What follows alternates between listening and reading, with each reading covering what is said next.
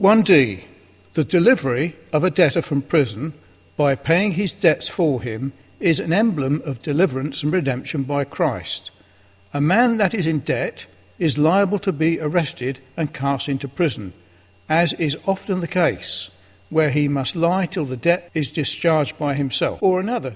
Sins are debts, and a sinner owes more than 10,000 talents and has nothing to pay.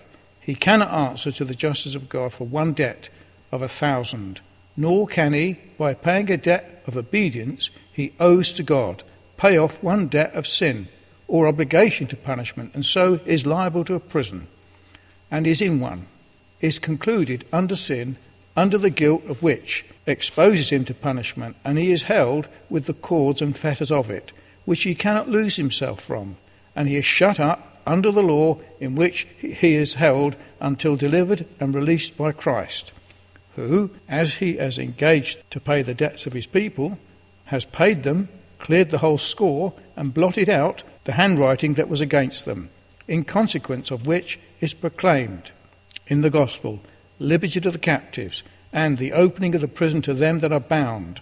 And in the effectual calling, Christ says to the prisoners, Go forth, open the prison doors for them, and to them that sit in darkness, in the gloomy cells of the prison, show yourselves, all which is done in virtue of the redemption price paid by Christ for his people. 1E. The ransoming of persons out of slavery by paying a ransom price for them serves to give an idea of the redemption of the Lord's people by Christ.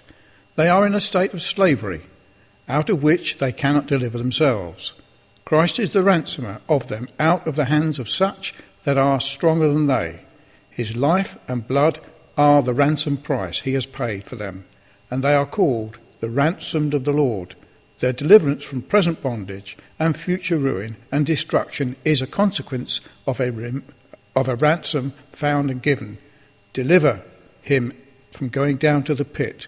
I have found a ransom. Job 33 verse 24, Zechariah 9 verse 11, in which there is an allusion to a custom in the eastern countries to put their slaves in an evening into a pit, where they are closed, shut up till the morning, and then taken out to be put in their slavish employment, but not delivered, unless a sufficient ransom is given for them, and such is the blood of the covenant. Now all these views of redemption plainly point out to us the following things with respect to the redemption of the Lord's people. 1E1.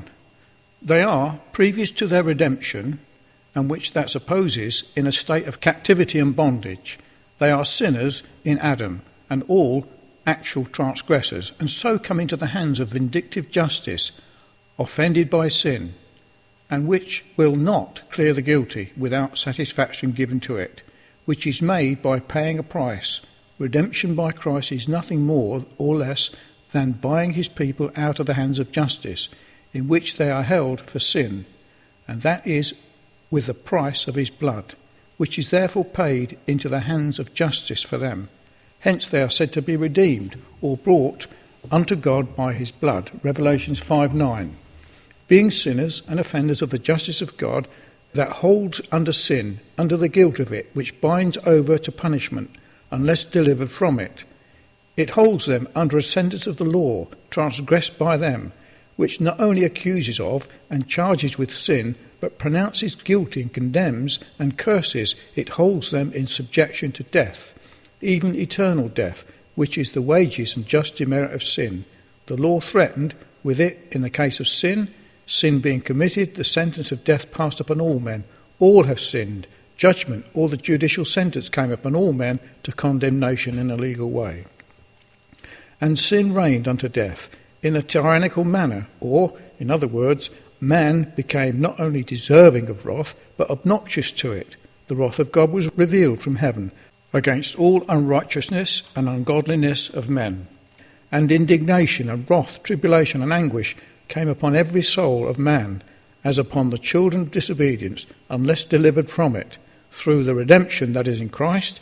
In such an enthralled state are men to sin, to the justice of God, to death and wrath to come. 1E2. That redemption by Christ is a deliverance from all this.